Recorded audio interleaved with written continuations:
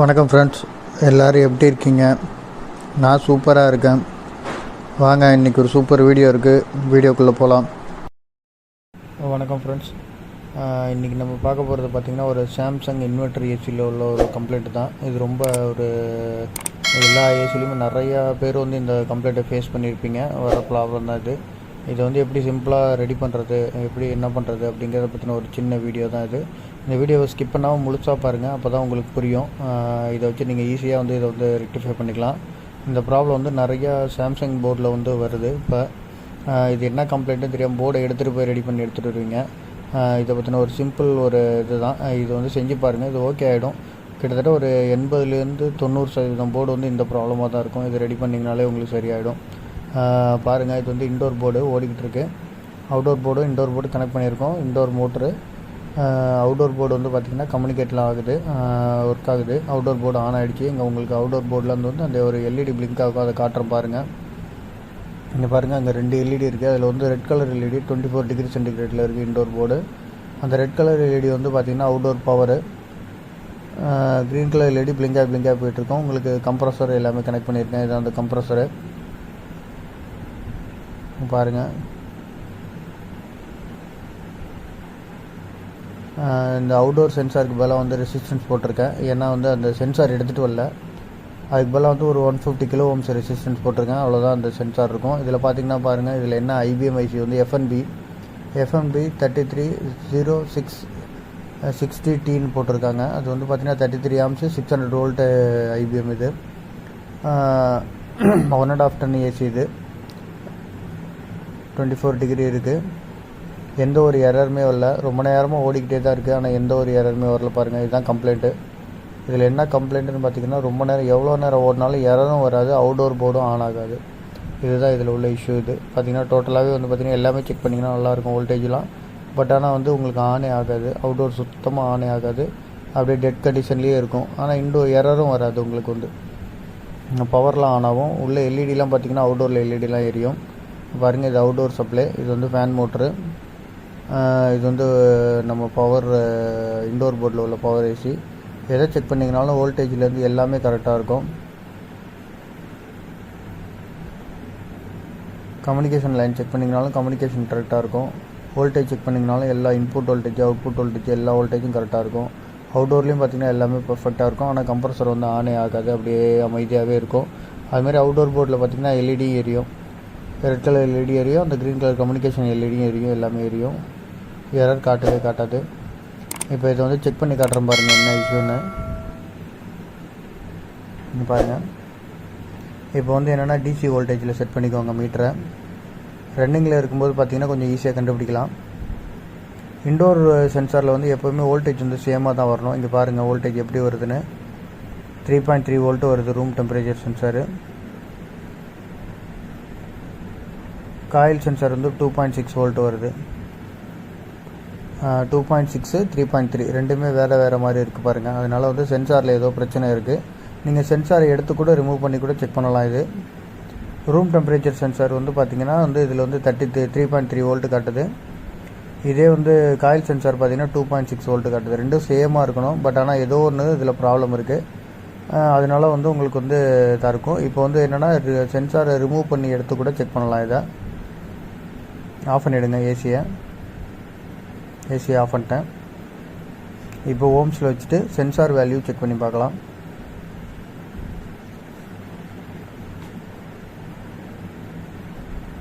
பாருங்கள்,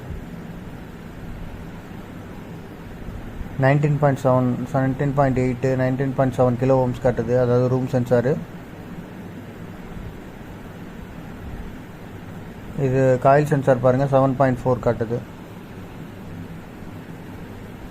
room sensor பார்த்தீங்கன்னா 17.8 kilo ohms காட்டுது. ஆக்சுவலாக வந்து எப்படின்னா ரூம் கூலிங்காக இருக்க மாதிரி காட்டிகிட்டு இருக்கு.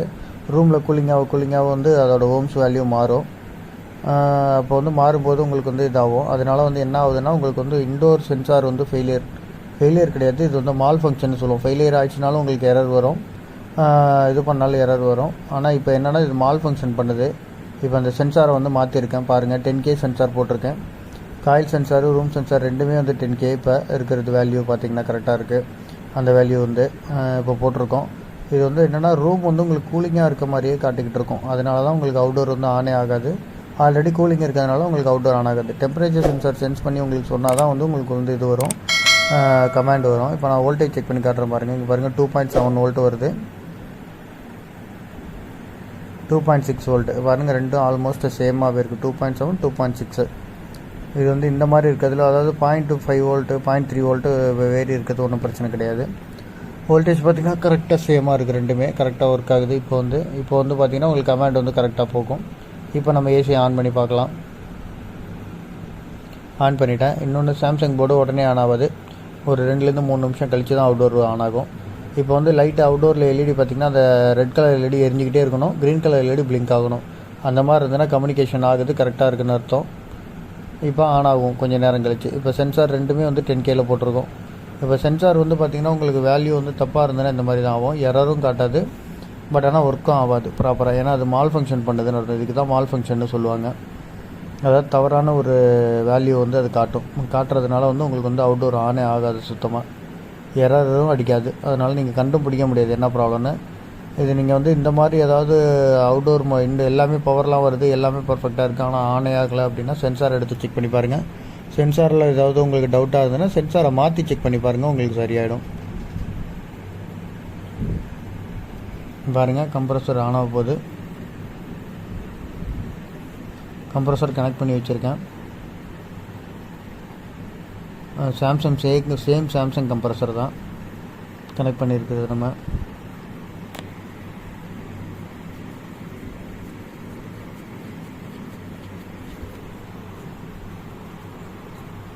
இப்போ இது வந்து ஆன் ஆகும்போது பார்த்திங்கன்னா அந்த UVW லைட் எரியும், அதை வச்சு நீங்கள் வந்து ஆன் ஆகிடுச்சுன்னு கண்டுபிடிச்சிக்கலாம். 2-3 நிமிஷம் சாலிடாக அப்படியே வெயிட் பண்ணி தான் ஆகணும். வெயிட் பண்ணால் தான் உங்களுக்கு வந்து ஆன் ஆகும். அதே 24 டிகிரி, ஏன்னா ஆட்டோவில் ஆன் பண்ணியிருக்கேன், 24 டிகிரி செட் ஆகிடும். சாம்சங்கில் பார்த்தீங்கன்னா ஆட்டோவில் ஆன் பண்ணிங்கன்னா 24 டிகிரி சென்டிகிரேட்டில் வந்து நின்றுடும். 24 டிகிரியில் இருக்குது. இப்போ வந்து ஆன் பண்ணியிருக்கேன், அவுட்டோர் ஆன் ஆக போகுது. அவுட்டோர் ஆன் ஆகிடுச்சு பாருங்கள். ரிலே ஆப்டர் ஆச்சு, ஆன் ஆகிடுச்சு. அதை பாருங்கள் ஐஜி அந்த இது வந்து எரியுது, UVW 6 LED எரியுது. கம்ப்ரஸர் ரன்னிங் ஆகிட்டுருக்கு.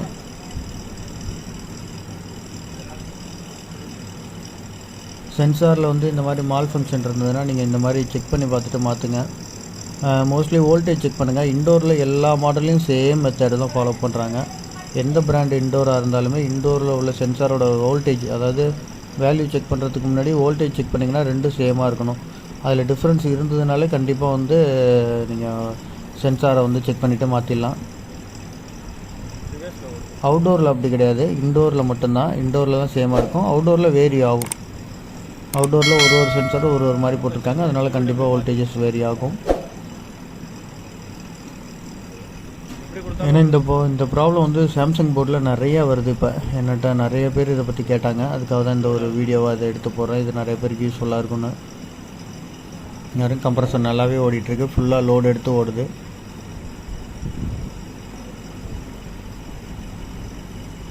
ஓகே ஃப்ரெண்ட்ஸ், இந்த வீடியோ வந்து நிறைய பேருக்கு யூஸ்ஃபுல்லாக இருக்கும்னு நினைக்கிறேன். யூஸ்ஃபுல்லாக இருந்தால் நம்ம வீடியோவை லைக் பண்ணுங்கள், ஷேர் பண்ணுங்கள், கமெண்ட் பண்ணுங்கள். மறக்காமல் நம்ம சேனலில் சப்ஸ்கிரைப் பண்ணுங்கள், நிறைய பேருக்கு சொல்லிக் கொடுங்க, ஏன்னா இது ரொம்ப யூஸ்ஃபுல்லாக இருக்கும். ஓகே ஃப்ரெண்ட்ஸ், தேங்க்யூ ஃபார் வாட்சிங் அவர் வீடியோ. தேங்க்யூ.